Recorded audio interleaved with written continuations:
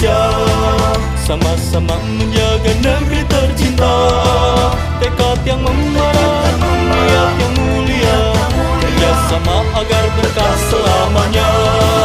Magnet rezeki satu, magnet rezeki sama, magnet rezeki terhubung semua.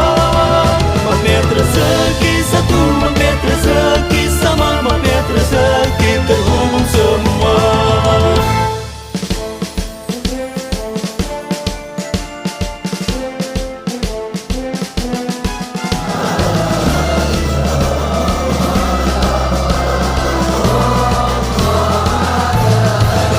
Pikiran kita, perasaan kita, motivasi kita selalu diarah untuk memuliakan dan membahagiakan kepada sesama lillahi ta'ala.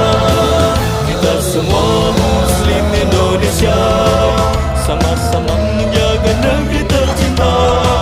Tekad yang membara, niat yang mulia, kerjasama agar berkah selamanya. Magnet rezeki satu, magnet rezeki sama, magnet rezeki terhubung semua. Magnet rezeki satu, magnet rezeki sama, magnet rezeki terhubung semua. Magnet rezeki satu, magnet rezeki sama, magnet rezeki terhubung semua. Magnet rezeki satu, magnet rezeki sama, magnet rezeki terhubung semua.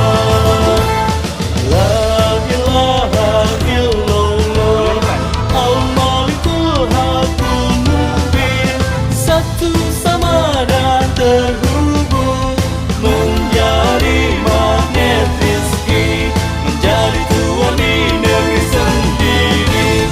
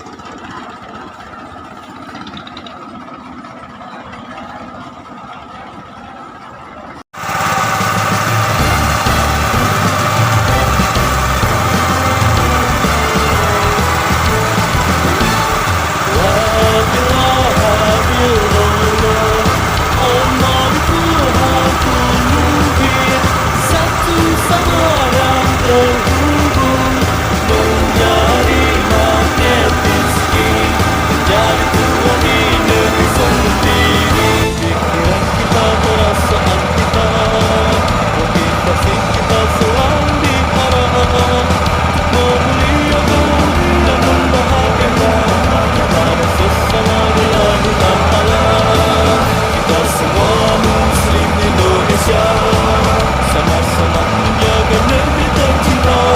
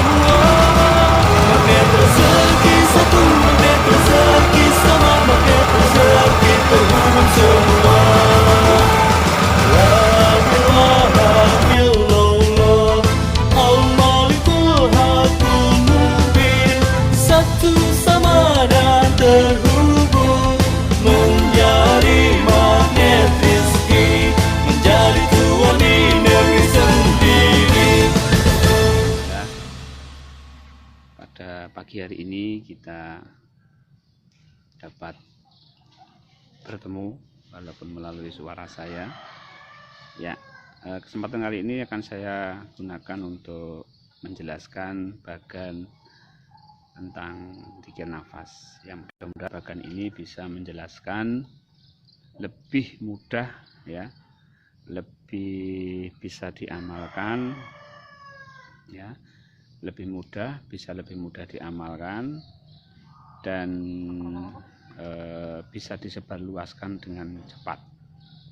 Jadi saya harapkan saudara-saudara, sahabat-sahabat semua, setelah memahami zikir nafas ini bisa disampaikan, bisa diamalkan untuk diri sendiri, bisa diamalkan untuk keluarga, kemudian sahabat, tetangga, anak, istri, dan sebagainya.